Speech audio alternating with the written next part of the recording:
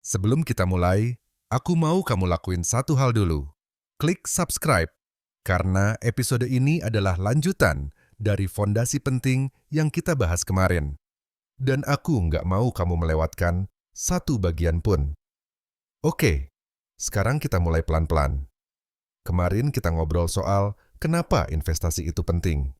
Tapi aku tahu, banyak dari kamu yang mungkin masih ngerasa, oke, aku paham konsepnya.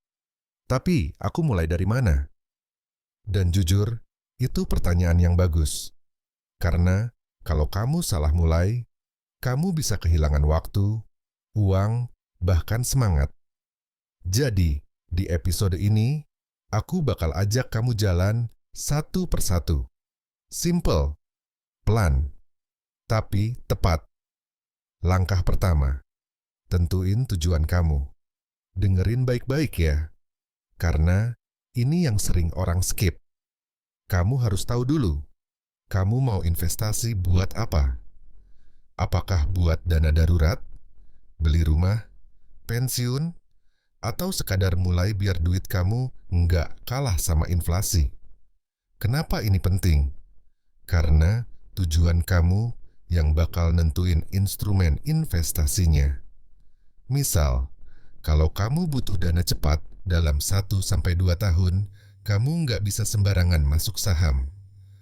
Tapi kalau tujuan kamu 10 tahun atau lebih, justru saham atau ETF itu masuk akal.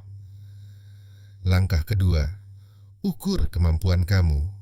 Bukan cuma penghasilan, tapi juga ritme hidup kamu. Berapa yang realistis kamu sisihin tiap bulan? Dan please, jangan mikir harus mulai besar.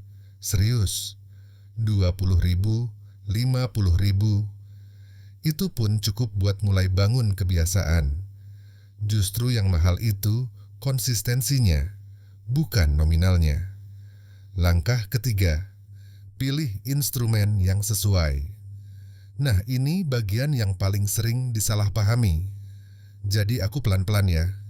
Kalau kamu pemula banget, takut risiko, dan mau yang aman, reksadana pasar uang atau SBN bisa jadi pilihan.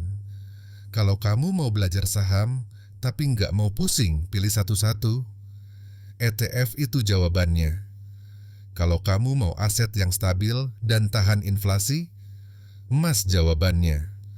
Kuncinya bukan ikut-ikutan, tapi ngerti kenapa kamu pilih itu. Langkah keempat, mulai dari platform yang legal dan terdaftar OJK. Ini simple, tapi krusial.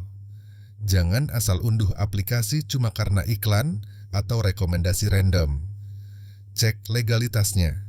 Kalau nggak resmi, jangan sentuh. Karena kita bukan cuma mau untung, tapi mau aman. Langkah kelima, atur pola rutin. Investasi itu bukan sprint, ini maraton. Kalau kamu cuma masuk sekali terus ditinggal, hasilnya nggak akan optimal. Tapi kalau kamu sisihin dana secara rutin, misal tiap tanggal gajian, itu yang bikin aset kamu tumbuh pelan-pelan tapi pasti.